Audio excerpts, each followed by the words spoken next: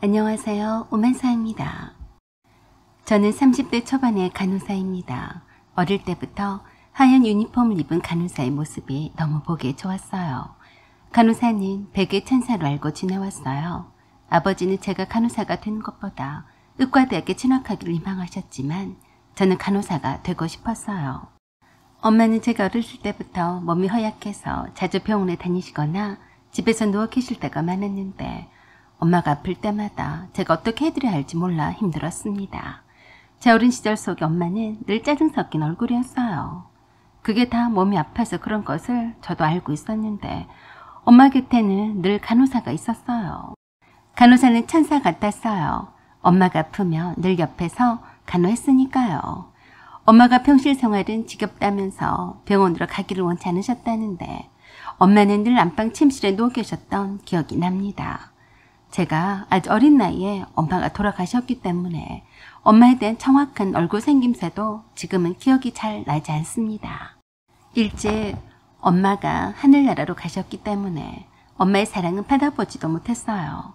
얼마 후에 새엄마를 만나서 아버지가 재혼을 하셨고 배다른 동생이 제 밑으로 둘씩이나 있어서 늘 저는 우리 집에서는 아웃사이더 같은 느낌이었어요. 다른 저의 친구들처럼 엄마에게 또는 아버지에게 어리광 같은 것을 부려둬보고 싶기도 했지만 받아줄 사람이 없었죠. 일찌감치 제가 애늙은이가 되어버렸어요. 무엇이든지 제가 스스로 알아서 해야 한다고 생각을 했습니다. 그런 저의 외로운 삶에 한 줄기 빛과 같은 남친을 만나게 되었어요. 그때 저는 간호사로 일하고 있었고 남친은 갓 들어온 풋풋한 치과 의사였어요. 물론 같은 병원에서 남친과 처음 만났습니다. 하루 종일 병원에서 지내다 보니까 서로 많이 가까워졌어요. 저희 병원에는 남친 말고도 여러 명의 많은 의사가 있었지만 그 중에서 남친이 제일 마음에 들었습니다. 만난 지는 얼마 되지 않았지만 우리는 결혼을 약속하는 사이가 되었어요. 제가 비록 간호사였어도 남친은 그런 거 개의치 않았어요. 요즘 세상에 간호사면 어떻고 치과의사면 어떠냐고 했습니다. 이제 갓 월급 의사로서 사회생활을 하기 시작한 남친이 생각만큼은 정말 순수한 사람이었기에 참 마음에 들었어요. 제 친구들이나 동창들의 말을 들어보면 별의별 남자들이 다 있던데 남친은 치과 의사이면서도 그런 거 따지지 않았으니까요. 그만큼 저에 대한 마음이 진실된 거라고 생각을 했기 때문에 늘 마음 한켠이 외로웠던 저에게는 평생을 기댈 만한 사람이란 믿음이 커졌어요. 그래서 남친을 심적으로 많이 의지하게 되었습니다. 저는 간호사가 되자마자 집에서 나와서 혼자서 생활을 하기 시작했어요. 새엄마는 항상 저를 따뜻하게 대해주셨지만 그래도 어딘지 모르게 거리가 있었어요. 그건 어쩔 수 없는 거라고 생각을 했는데 집에서는 항상 말수가 적었던 저와는 달리 배다른 제 남동생과 여동생은 늘 말도 많고 행복한 아이들이었어요. 배다른 동생이라 할지라도 제가 동생들에게 대하는 애정은 다른 형제간의 그것과 다를 바가 없었어요. 하지만 엄마가 하늘나라로 가신 후로 늘 일만 하시는 아버지가 멀게만 느껴졌고 늘 내 옆에 있는 새엄마에게 잘 보이기 위해서 눈치를 보며 살곤 했습니다. 제가 기댈 데가 없었으니까요. 저는 제 여동생과 남동생이 늘 부럽기만 했어요. 왜냐하면 제 여동생과 남동생에게는 진심으로 마음을 다해서 사랑하는 친엄마가 있었으니까요. 그리고 아빠도 있었어요. 그들 사이에 나는 그저 어색하게 끼어 있었고요. 그래서 하루라도 빨리 집에서 나와서 독립하며 살고 싶었습니다.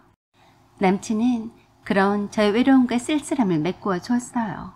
그래서 아직 결혼 전이었지만 출퇴근이 쉬운 가까운 오피스텔에 있는 제 집에서 남친과 함께 살게 되었어요.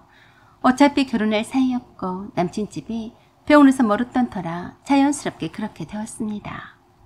물론 남친이 남친의 부모님께 저와 결혼을 약속한 사실도 말씀을 드렸다고 했어요. 저희 아버지께도 남친과 결혼을 할 것임을 말씀을 드린 상태였지만 아직 인사를 드리지는 않았어요. 제가 남친에 대해서 말씀을 드리니까 아버지가 그저 굳은 표정으로 아무 말도 하지 않으셨어요. 평소 때도 저에 대해서 무관심하셨으니까 그런가 보다 했습니다. 아버지 입에서 나올 그 어떤 말도 기대하지 않았어요. 당연히 결혼을 수락하실 것으로 생각했습니다. 이젠 남은 건 남친 집으로 가서 남친의 부모님을 만나 뵙고 인사를 드리는 것뿐이었어요. 저도 하루라도 빨리 결혼을 해서 가정을 이루며 살고 싶었거든요. 그러던 중에 남친이 제게 그랬어요. 엄마가 직접 여기로 너를 만나러 오시겠대. 사실 엄마가 너랑 결혼하는 걸 썩 반기지는 않으셔. 왜? 내가 간호사라서 그러는 거야? 사실 엄마가 널 직접 만나보면 마음이 달라지실 것 같은데 말이야. 엄마가 나한테 거는 기대가 컸거든. 오죽 안 그러셨겠니? 이해는 한다. 이번 공휴일을 끼워서 워크숍에 다녀오잖아. 그때 오시겠다는데 그러지 말라고 했는데 시간이 없다고 하시는 거야. 저는 깜짝 놀랐습니다. 이렇게나 빨리 예비 시부모님과 시댁 식구들을 만나리라고 예상치 못했어요. 그래도 남친이 없을 때 제 오피스텔을 오겠다니 예비 시부모님과 예비 시댁 식구가 부담스러워서 용기가 나지 않았습니다. 그래서 그랬어요. 초면인데 어떻게 자기도 없는 자리에서 뵐 수가 있겠니? 시간이 없으시다면 시간이 되실 때 만나뵈면 되는 거지. 잘 말씀을 드려라. 앞으로 시간은 많으니까 서두르지 말고 여유있게 뵙자고 말이야. 그리고 이왕이면 내가 인사를 드리러 가는 게 맞지 않니? 아니면 밖에서 만나서 배워도 되는 거고 안 그러니? 그래? 그럼 말씀을 드려보긴 하겠는데 엄마가 그러겠다고 하시려나 모르겠다. 남친은 꽤 자신이 없는 말로 말했습니다. 아무리 그래도 남친도 없는 자리에 시부모님 되실 분들 오시겠다는 것은 말도 안 되었어요. 그리고 남친이 그에 대한 별말이 없길래 예비 시부모님께 인사를 드리는 것은 남친이 워크숍을 다녀온 이후로 정해질 줄 알았습니다. 남친이 워크숍을 떠난 후 주말 아침이었어요. 전날 넷플릭스로 영화를 보고 자느라 점심시간이 가까워오도록 늘어지게 잠을 자고 있었어요. 현관 벨소리에 놀라 깨고 말았어요. 택배라면 벨은 안 누를 테고 올 사람이 없는데 누구나 하고 인터폰으로 물었습니다. 누구세요? 그때서야 인터폰으로 비추는 대충 여러 사람들의 실루엣을 발견을 했습니다. 그 중에 한 아줌마 얼굴이 확 다가오더니 그러더라고요. 나 영식이 엄마예요. 영식이 엄마? 그러면 미래의 시어머니가 되실 분이란 말인가? 어째 이런 일이? 저는 아직 눈곱도 못 떼고 반바지에 얇은 러닝 차림인데 말입니다. 순간 당황을 했습니다. 집도 엉망진창인데 이 상태로는 도저히 어느 누구도 집에 들일 수 없는 상황이었어요. 네, 죄송하지만 잠깐만 기다려주세요. 그러자 남친 엄마의 얼굴 뒤로 여러 사람들이 보였는데 서로 뭐라 하며 웅성거리는 것 같았습니다. 저는 등줄기에 식은땀이 났어요. 솔직히 이 상황이 이해가 되지 않았어요. 분명히 남친에게 내 의사를 전달했는데 이렇게 찾아오다뇨. 무엇부터 해야 할지 모르겠더라고요. 거실부터 해서 욕실이며 식탁이며 주방이며 정신이 하나도 없을 만큼 제멋대로 어질러져 있었으니까요. 그래도 일단 욕실에 가서 물세수 간단히 하고 옷부터 갈아입었습니다. 안방을 채울 겨를이 없으니 문을 닫아두었고 소파나 거실을 삐친대기처럼 뛰어다니며 치웠어요. 그 새해를 못 참고 또 현관벨을 눌러대기 시작했습니다. 더 이상 기다리게 하는 것은 결례라는 생각에 문을 열었어요. 처음 뵙겠습니다. 저는 서수진이라고 합니다. 라고 고개를 들었더니 남친의 부모님과 남친의 남동생이 둘이 떡하니 서 있었어요. 남친의 어머니가 대번에 저에게 그러셨습니다. 사람을 이렇게 오랫동안 밖에 세워도 되는 거냐? 내가 여기에 잘못 온 줄 알았다. 이제까지 뭐하느라 이렇게 늦게 문을 여니? 아, 네, 죄송합니다. 오늘 오시는 줄도 모르고 좀 전까지 자다가 일어났거든요. 그래서 좀 치우느라 그랬어요. 들어오세요. 완전히 못마땅한 얼굴들이었습니다. 제 오피스텔에 들어사는 남친의 부모님과 두 남동생들은 거실에는 소파에 편하게 앉아서 이리저리 둘러봤어요. 남친도 없는데 참 난감했습니다. 주방에는 정리도 잘 안 된 상태라서 설거지통에 설거지도 있었고 냉장고에는 손님을 대접할 것이 별로 없었어요. 그래도 수박을 슬라이스로 잘라놓았던 것이 있어서 수박과 얼음을 갈아서 수박 주스를 겨우 대접할 수 있었어요. 그동안 남친 엄마가 안방이며 서재방이며 둘러보시더니 깊은 한숨을 내쉬었습니다. 아이고, 집안꼴이 이게 뭐냐. 어차피 엎질러진 물이었으니 어쩔 수 없다고 생각해서 말씀을 드렸어요. 평소에는 이렇게 지저분하게 살지는 않는데요. 어제 제가 늦게 자는 바람에 그만 아침 청소를 못해서 그래요. 안 오시는 줄 알았거든요. 어른이 온다는데 아랫사람이 오라 오지 마라 하는 거 아니다. 네가 진작부터 우리를 초대를 했어야지. 그게 A다. 누구보다 내가 너희들 사는 모습을 보고 싶지 않았겠냐? 네. 저는 초면에 화장기도 없는 맨 얼굴에 대충 입은 바지와 티셔츠 차림으로 예비 시댁 식구들을 맞이했습니다. 그런 저에게 남친의 남동생 중 한 명이 그랬어요. 형수님, 우리 밥 안 먹고 왔는데 배달시켜서 먹는 게 어때요? 참 분위기가 어색했는데 듣던 중 반가운 소리였어요. 거의 정호를 가리키는 마당에 배달을 시켜 먹자는 말에 그러자고 했습니다. 그랬더니 남친의 두 남동생이 배달 음식을 폭풍 검색을 하며 난리를 치는 사이에 남친의 어머니가 제게 물었습니다. 나는 오피스텔이라고 해서 원룸이나 된 줄 알았더니 아파트나 다름이 없네. 여기 꽤 넓은데 월세가 얼마나 되니? 월세가 아니고 제 집이에요. 뭐? 네 집이라고 했니?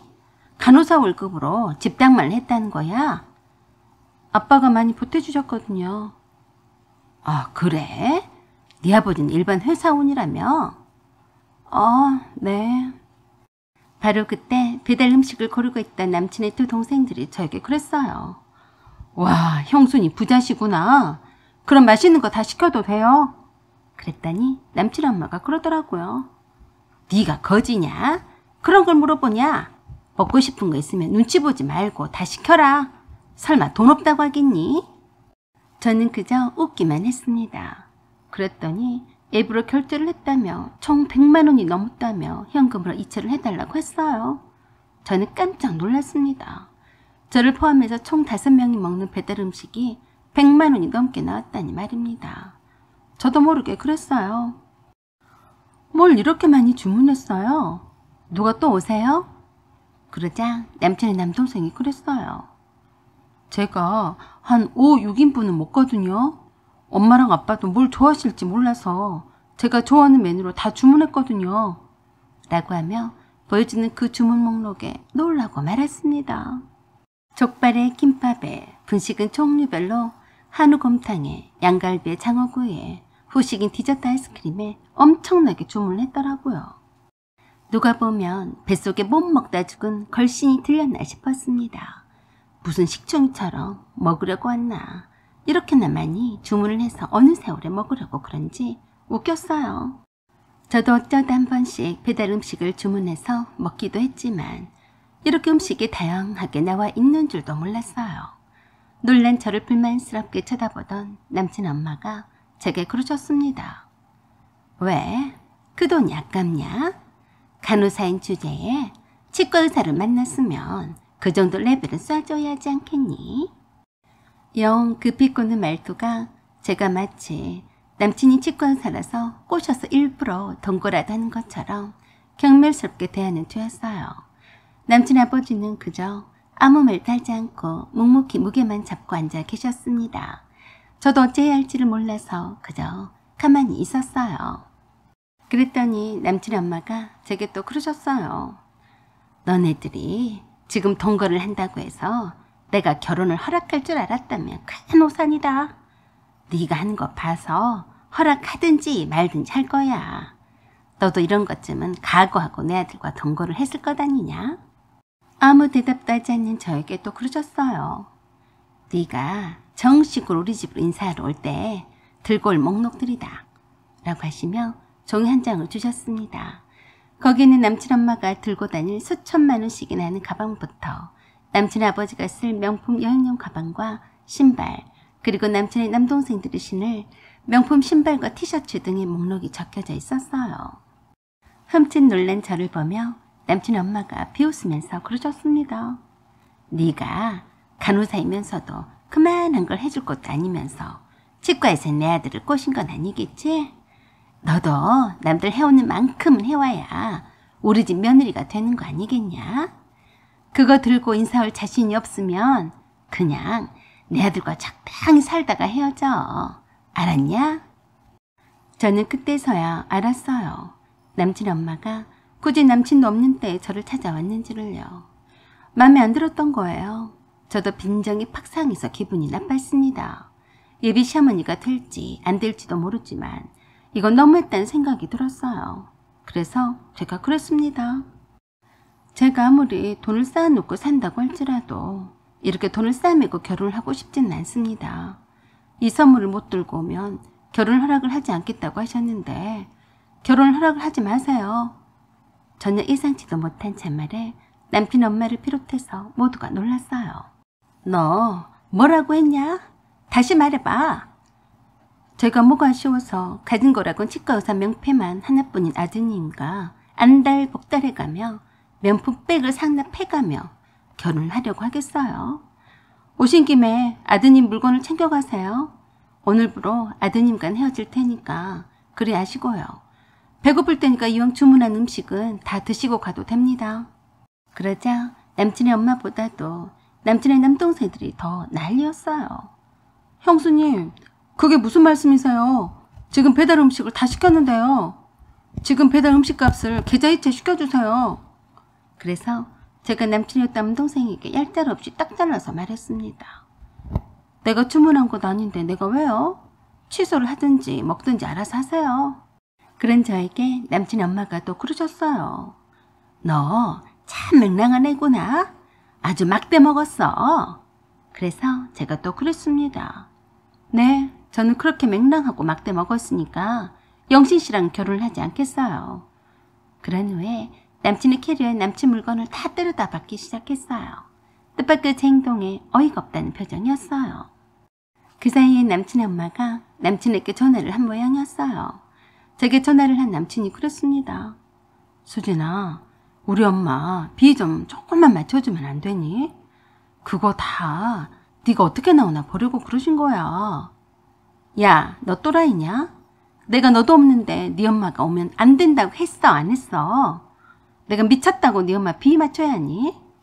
평소에는 남친에게 이처럼 거칠게 말하지는 않았었는데 일부러 남친의 부모님과 동생들이 들으라고 더 크게 말했습니다.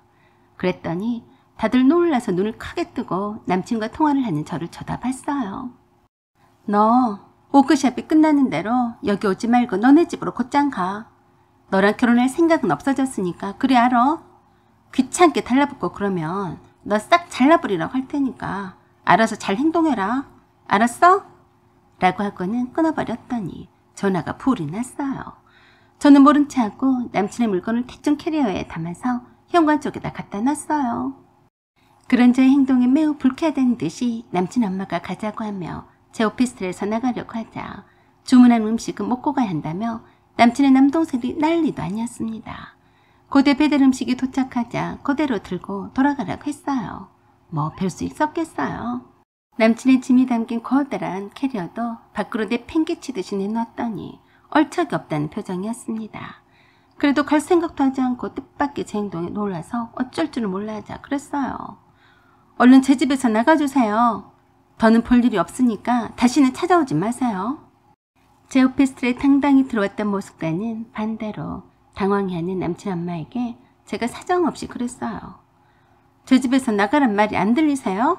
왜 남의 집에 무턱대고 예의도 없이 찾아옵니까? 빨리 나가세요. 그랬더니 제게 오히려 삿대질까지 해가며 큰 소리로 나무랐습니다. 이게 지금 더위에 머리가 돌았나? 감히 어디다 대고 큰 소리야? 너는 어미 애비도 없냐? 아니면 눈을 장식으로 달고 다니냐? 그래서 제가 아빠에게 전화를 걸었습니다. 아빠, 여기 영식 씨 부모님이 오셨는데요. 아빠 말대로 오늘부로 헤어질 테니까 영식 씨 이참에 잘라버리세요. 제가 영식 씨를 잘못 본 것 같아요. 그리고 또 보란 듯이 남친에게 전화를 걸었습니다. 영식아, 내가 너한테 말 안 한 게 있었는데 나 사실 병원장의 딸이야. 내가 아빠한테 너 잘라버리라고 했으니까 워크숍이고 뭐고 다 필요 없으니까 당장에 와서 네 식구들 끌고 나가라. 알았냐? 그 말에 남친 엄마가 입을 쩍 벌리고 다물지 못하더라고요. 이게 뭔 소리야? 병원장의 딸이라니.